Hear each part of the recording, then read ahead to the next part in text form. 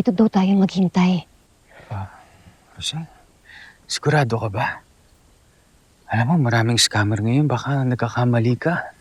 Alam ko, Chris. Pero may alam siya sa anak natin. Yun ang gusto kong alamin. Tsaka pera lang naman to eh.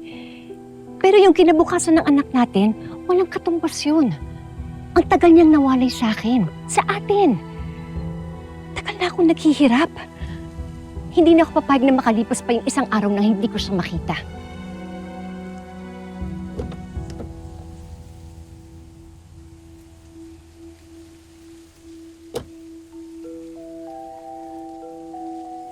Ayan. Dumating na yung tao natin.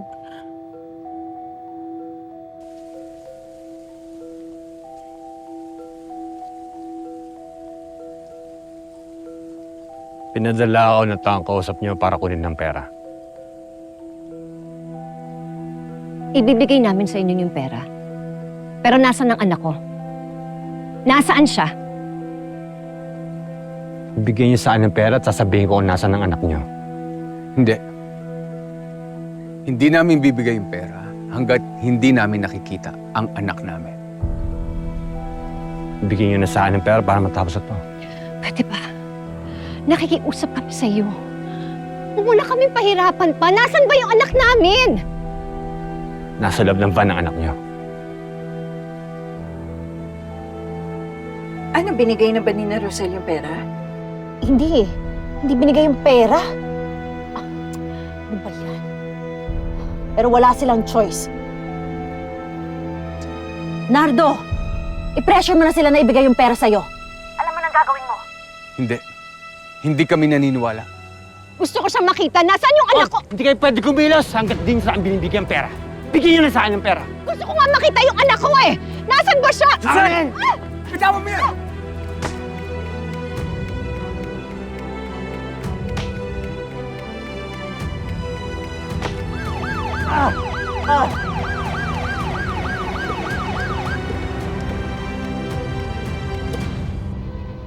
Damn it! Tingnan mo!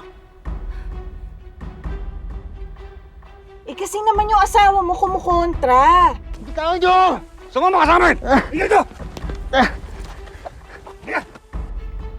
Paano kasi alam ni Chris kung nasaan talaga yung anak nila ni Rosel? Alam niya kung nasaan si Belle.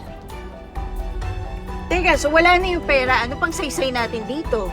If they think this will end here, nagkakamali sila. I will make sure that this will hurt them far more than they ever